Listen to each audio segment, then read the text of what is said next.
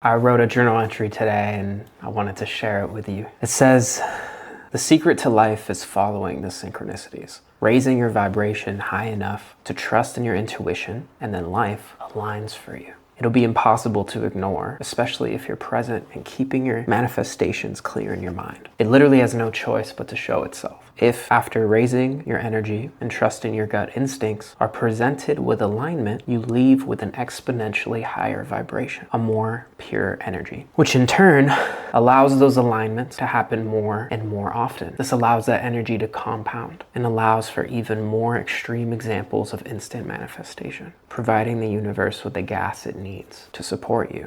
And this is something I've been understanding my entire life. I was meditating at 12 in my closet. I don't even know why, but it's been very clear to me that the world that we live in is more than we can see. It's more than we can feel.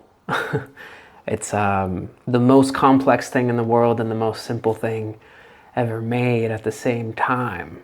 And this is the paradox of life. Starting with raising your vibration, this gets thrown around a lot, but there's a lot of really great material and studies on it now that we clearly vibrate.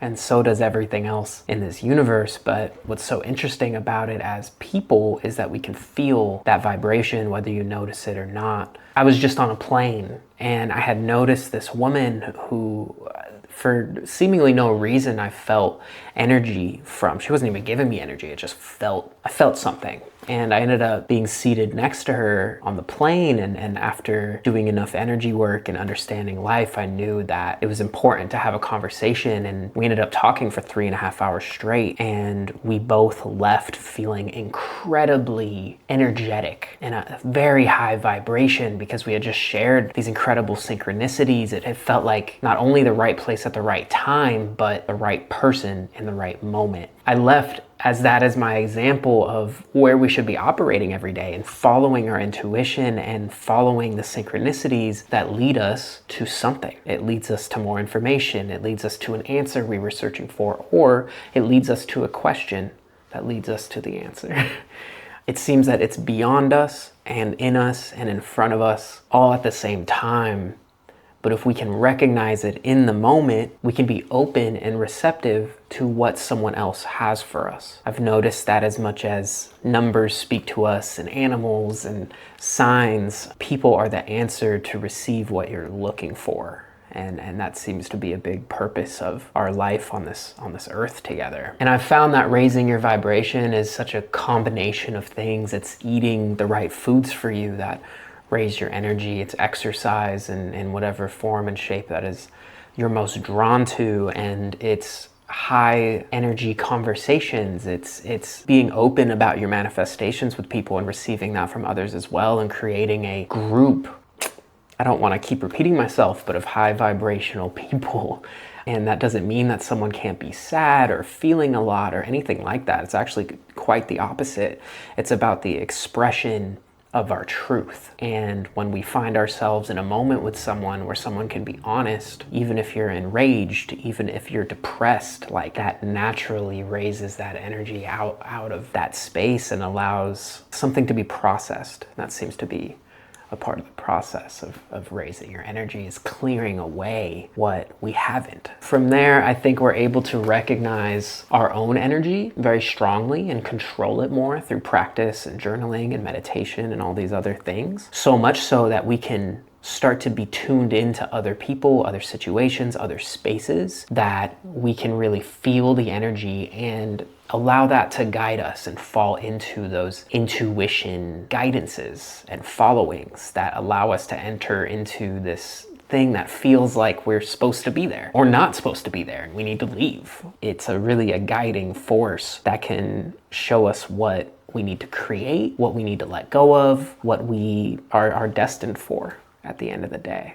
Some things that this has taught me is that there's no destination. It seems that every person on earth is here for this raising of collective consciousness, and that's kind of what I've come to these last few months, especially after my brain injury, where I was, stuck in bed for months and unable to be on social media or screens or do anything that I would do before that would take my energy and attention away. It left me meditating, it left me praying, it left me connecting with the universe and God and my spirituality and also the people around me, and challenged me to be honest. It challenged me to be true. It challenged me to stop. And as a music artist, it taught me how to be patient. And what I saw through that whole process is there truly is no destination. There's no amount of money, there's no amount of people, there's no amount of experiences. Like, our cup is always filling and emptying, and that is the purpose of life, I think, is to see what fills your cup, and then that'll change.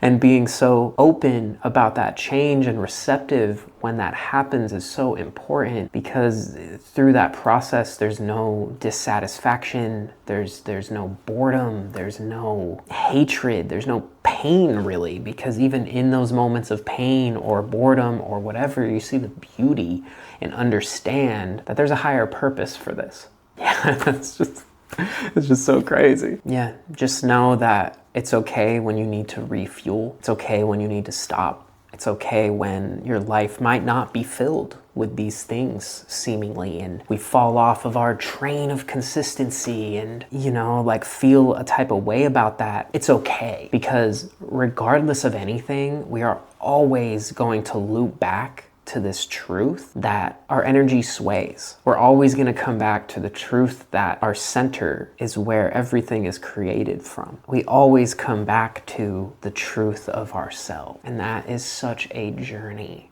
And whatever your journey looks like, it's okay. There's no comparison. Something that social media has really, I think, affected mass consciousness on is this idea of comparison, that someone can do something, so like you should do it, and if someone's making this money doing this thing, you should do that thing, and it throws us off of our true purpose and our true unique timeline that we're all individually supposed to be on. So just know that whatever your journey looks like, it's okay. Wherever you're at, it's okay. It doesn't even matter, because we are creations that are here to create. We are creators. So whatever you might feel a type of way about, let it go, because it's just blocking you. It's just keeping you in a state of lower energy. And then we start missing the present moments. We start missing our gut intuition. We start missing the conversations. We start missing what is for us. And that's when things get confusing. That's when things get sad. That's when things get depressing, and all of those circumstances and feelings that we relate to low energy. And that's okay, because again, it's all about the human experience. So I hope that we can keep allowing things to pass, allowing things to be, allowing our feelings to be what they might be, and understand that everything changes. So if you don't want this, it will change. If you do want this, it will change. And that acceptance of change, I think, is the true secret to all this, amongst a lot of other things. But when everyone is interacting on this plane of consciousness and this consistency of acknowledgement and consideration and self-love, I think the world will be a better place, and is a better place, as our belief truly is our reality. What we say is truly our reality. So let's keep raising our vibration. Let's keep following our intuition. Let's keep talking. Let's keep connecting. It is worth it. Don't let anything get you jaded. Don't let anything get you sarcastic. Don't let anything get you down. We're creatures of habit, so keep adjusting your habits and everything will be okay. Yeah, it's love.